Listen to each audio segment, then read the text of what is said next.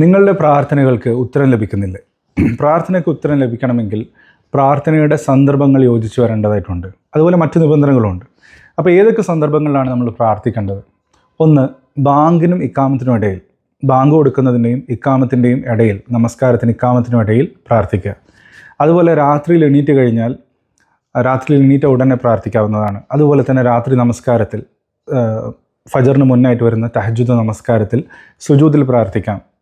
അതുപോലെ തന്നെ നിങ്ങൾ യാത്രയിലാണെങ്കിൽ യാത്രയിൽ പ്രാർത്ഥന വർദ്ധിപ്പിക്കാവുന്നതാണ്. അതുപോലെ തന്നെ മഴ, അള്ളാഹുവിൻ്റെ ബറക്കത്തും റഹ്മത്തും ഇറങ്ങുന്ന സമയം, അള്ളാഹുവിൻ്റെ റഹ്മത്ത് ഇറങ്ങുന്ന സമയമാണ് മഴ പെയ്യുമ്പോൾ നമ്മൾ ധാരാളമായിട്ട് പ്രാർത്ഥിക്കുക.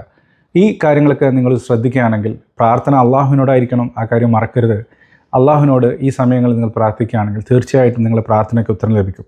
അതുപോലെ തന്നെ ശ്രദ്ധിക്കുക, പ്രാർത്ഥനയുടെ തുടക്കത്തിൽ ഹംദും സ്വലാത്തും ഉണ്ടായിരിക്കണം, അവസാനത്തിലും സ്വലാത്ത് ഉണ്ടായിരിക്കണം. റസൂലുള്ളാഹിൻ്റെ പേരിൽ സ്വലാത്ത് എങ്ങനെയാണ്? അല്ലാഹുമ്മ സ്വല്ലി വസല്ലിം അലാ നബീന മുഹമ്മദ് എന്ന് പറഞ്ഞാൽ തന്നെ സ്വലാത്തായി.